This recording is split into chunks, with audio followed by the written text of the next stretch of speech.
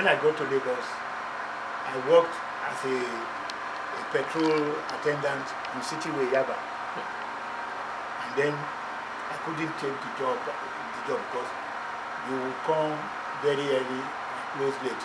No, that would spoil my agenda. My agenda was to go to Ghana. And when I got to Lagos, I had to ask myself a simple question. If you can do odd jobs in Ghana because you want to have the means to write poetry, why can't you do it in Nigeria? So I left working at the petrol station, and luckily I had a cousin who was a big man in the Federal Public Service Commission, who spoke to some Oyibo people in Apapa, and I got a job as a factory laborer in the West African Trade Company. Those were the days, West African Trade Company, Apapa. Those were the days when if you landed in Lagos and you registered at the Ministry of Labor, if there was a job anywhere in Lagos, every Thursday you check to find out whether there's the kind of job you have applied for is available. I had just been given that very job that my cousin worked out for me in the West African Trade Company. When I came to that place, just frankly, to tell the woman who was there, because I was almost a nuisance to her. Every Thursday when we come there, I would talk and argue about all sorts of things. But you see, the woman could get angry with me, but every Thursday you say, okay, come, let's see whether you have a job coming. And the day she found me a job was the day I had already bagged a letter from the factory that gave me the job of a factory labor. I was working in the workshop section of the factory. That job taught me one thing, that if you want to industrialize a country, you don't need for everybody to be the most educated, but you need to have a sense of organization that will make it possible for every young person in a country to be a producer. Look, if you have proper machines, it's just about pulling levers. Bang, bang, one product drops. Bang, bang, another product drops. And we can create a factory culture across Nigeria that will save us from the havoc of poverty around us. The machines that we have bought from Japan, after about 6 months, all of us could pieces and put them together. So it did not require too much knowledge or too much hard work to put together a factory culture. And you know, since then I have always wondered, why is it impossible for us to do this normal everyday thing? I mean, Nospin, they had this trade making organizations in Kano, which had a good relationship with the trade making factory in Lagos. All we needed was to follow the line that AWOLOWO later provided.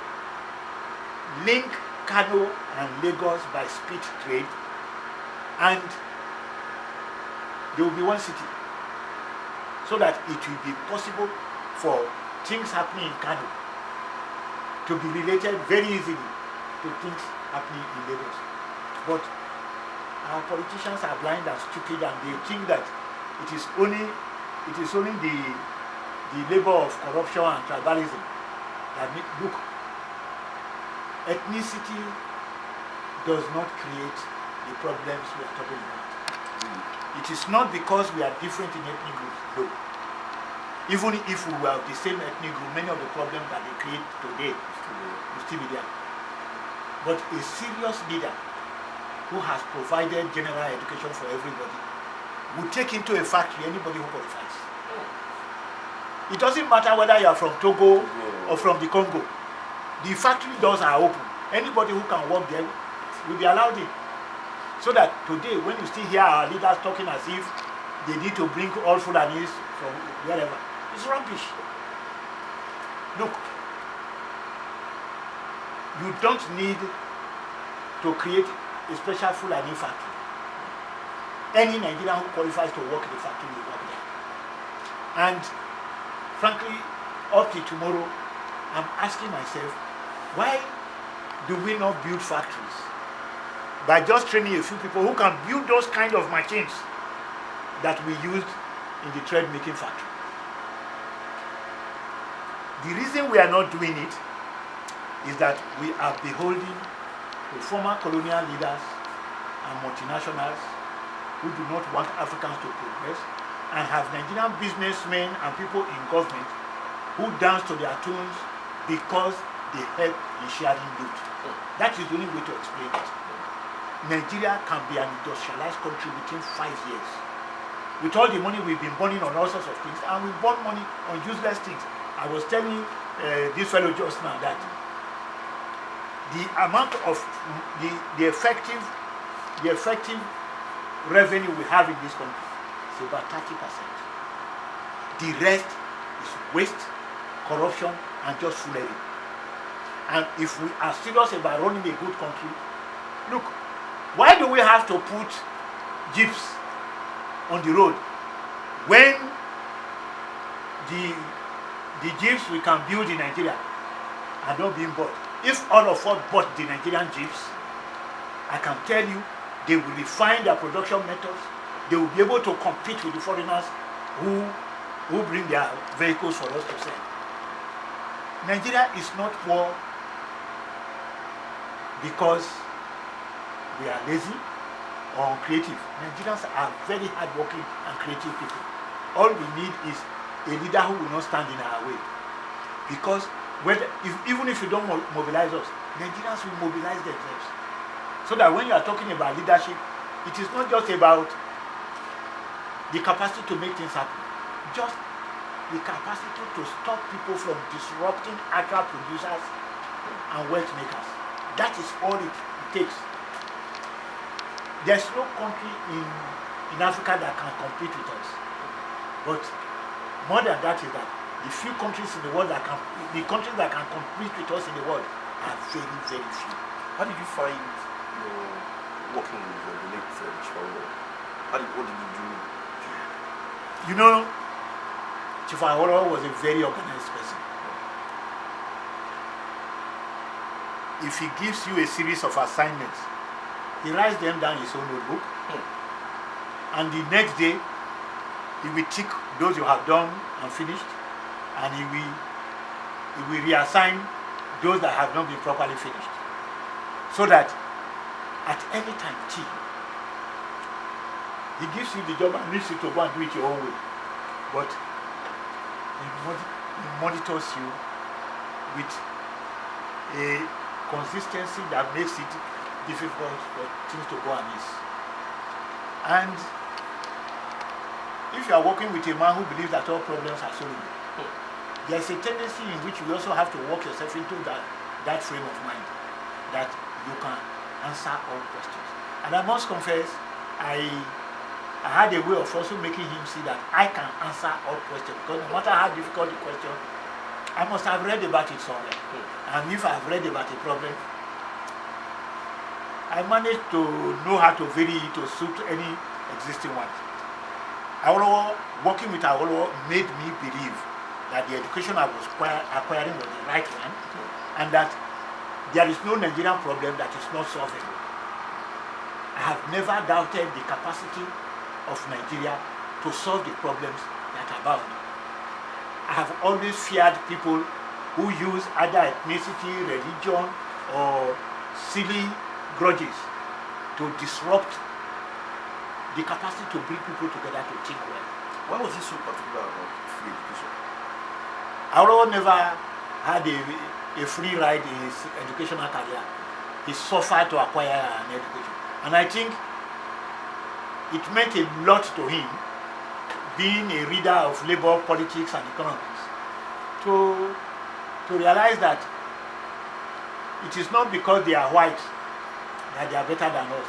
It is because we have refused to do the right thing. And when he became a man in public life, what he demanded, I have reduced it to a formula which simply says,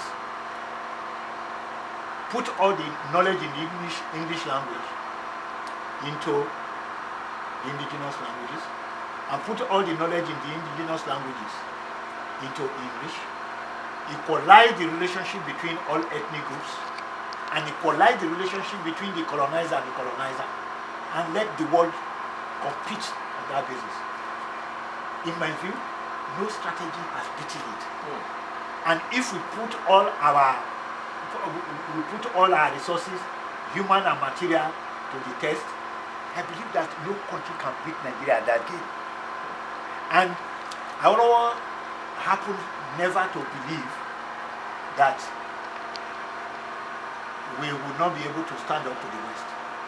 He actually, especially in the running of the civil service in the West, he made all the Igbo people who worked with him believe that Africans were better. And frankly, Africans were usually better educated than many of the Igbos who worked with them. And so they were forced to have to rise up to the British standards and beat the British standards. And the civil service they built up in Ibadan was a non-parallel, had no equal.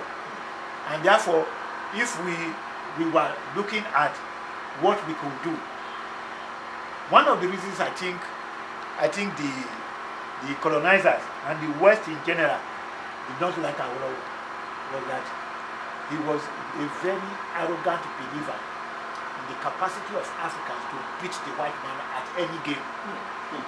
And you know, nobody likes a braggart. And AWOLOWO, I must tell you, was a super braggart. And he bragged and followed up on whatever he said. The idea that the World Bank will come here and tell us that our free education would not work was annoying to him and the people who surrounded him. Many of them had first class from Oxford and other and top universities in Europe.